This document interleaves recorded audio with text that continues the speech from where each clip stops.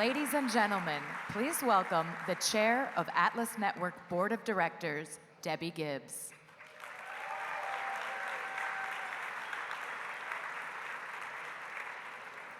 Ngā mihi.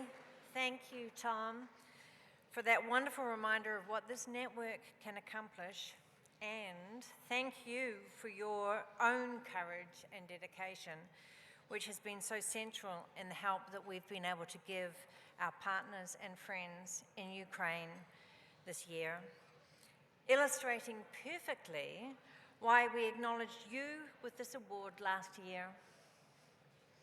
We are also very grateful for the support of many of the generous people in this room who have funded these efforts.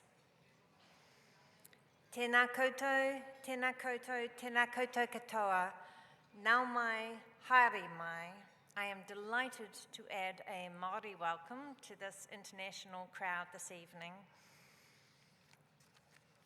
My job tonight is to introduce the 2022 recipient of our Sir Antony Fisher Achievement Award.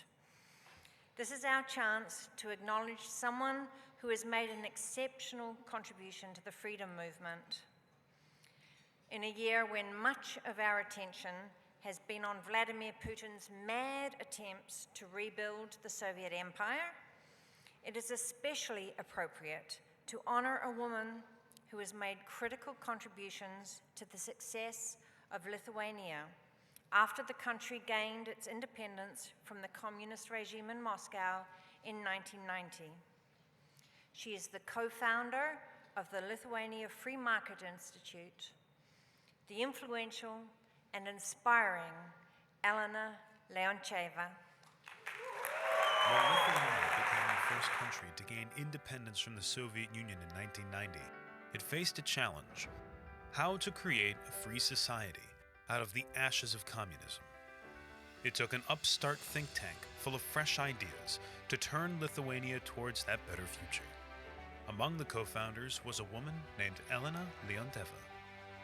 I was really looking for a solution how to make the system work properly so that people would not have to steal from the factories where they work.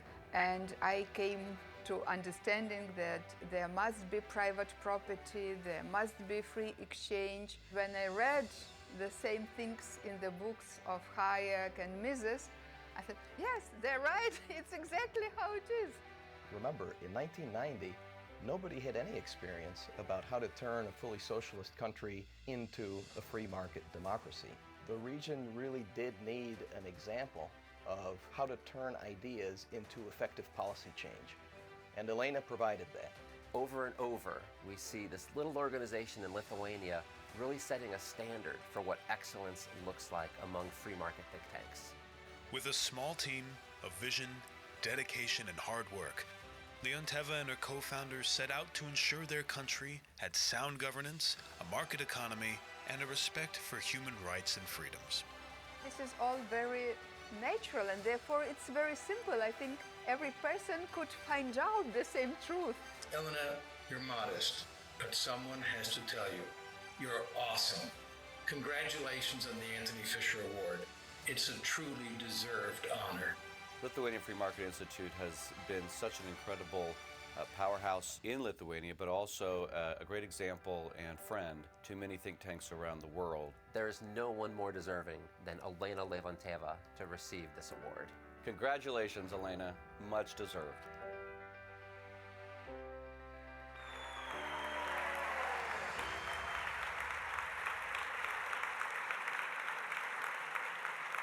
Elena, you and the LFMI have been a great inspiration to many in this room, helping them think deeper and dream bigger, and proving it is possible for a small think tank to be the catalyst for transformative, positive change. It is my great honor to present you this necklace with two symbolic charms.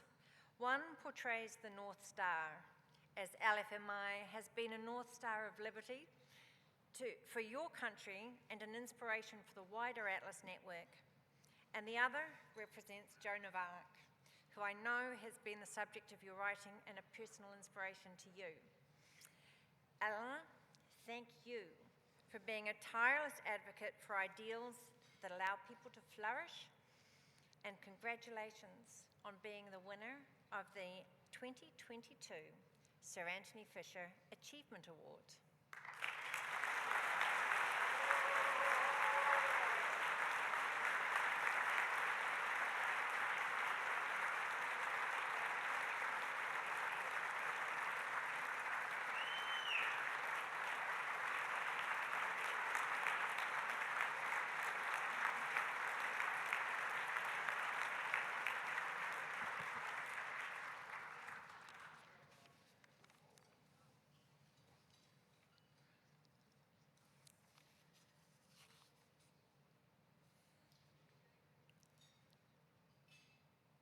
Thank you all.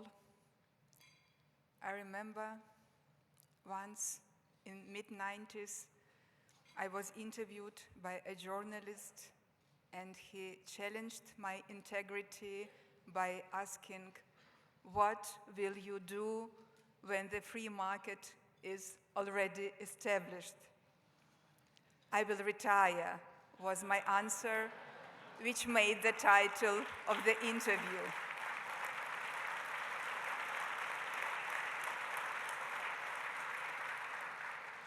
And it took us 10 years to establish free market in my own Lithuania. And in 2001, I did my promise and I retired to write a novel.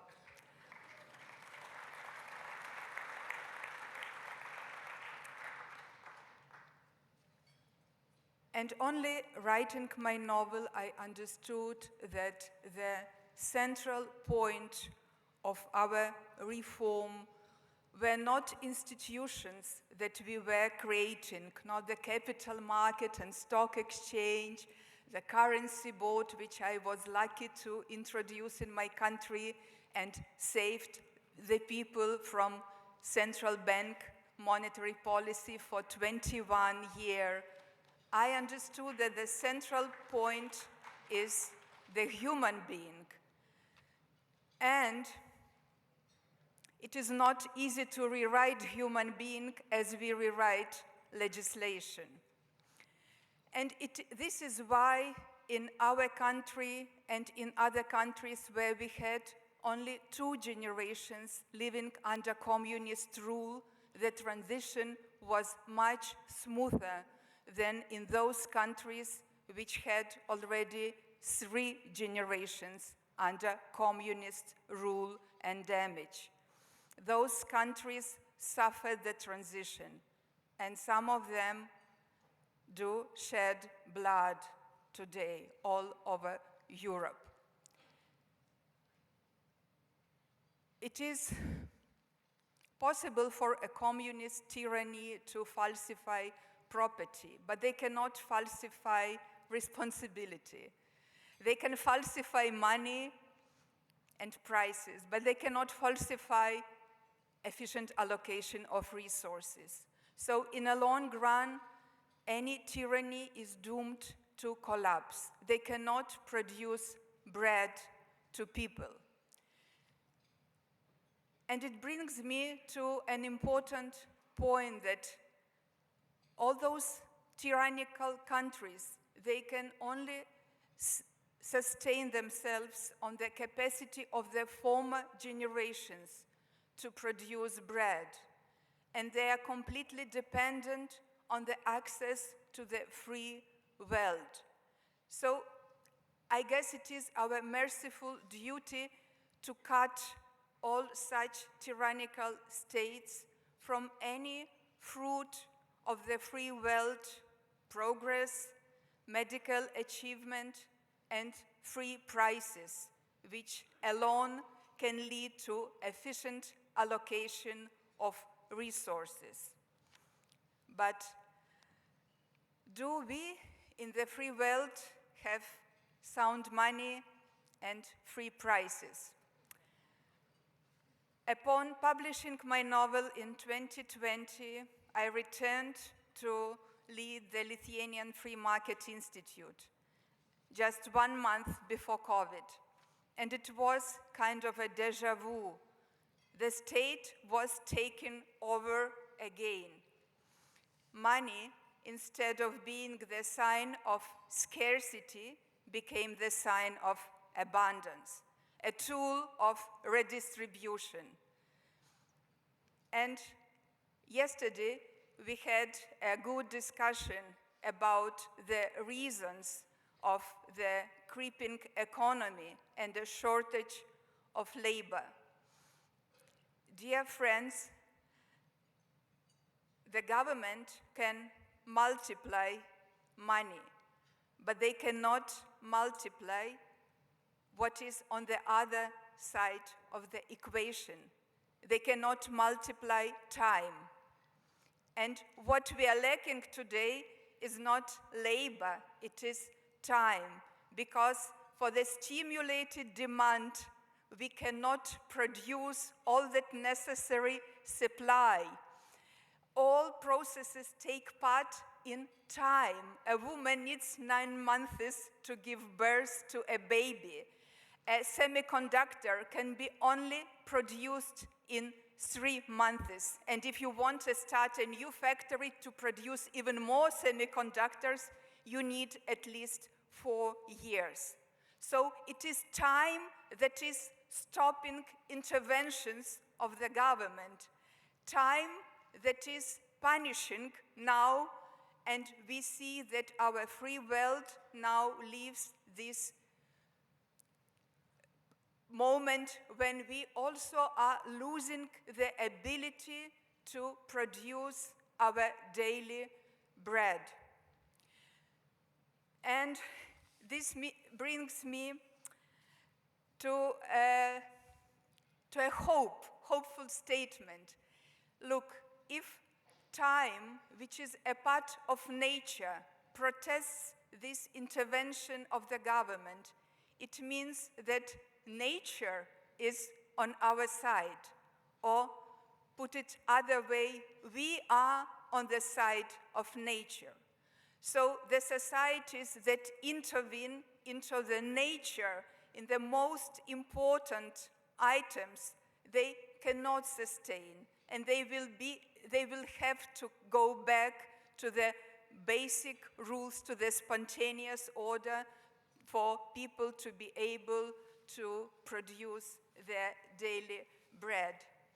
And today, as I receive on behalf of all of you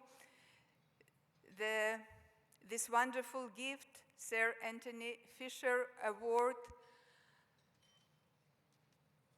in this family surrounding of Sir Antony Fisher, I feel that we are the third generation of think tankers, right? And as in family, so here we have a challenge, either to waste our legacy or to magnify it.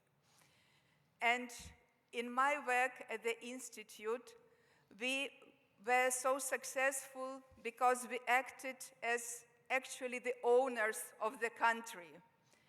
So if all of us act as the owners, not just of our movements, but of our smaller and bigger states and of humanity itself, we will succeed.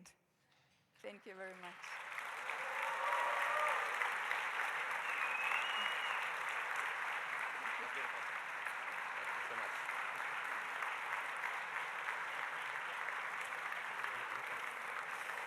That was beautiful, Elena, and thank you. Congratulations.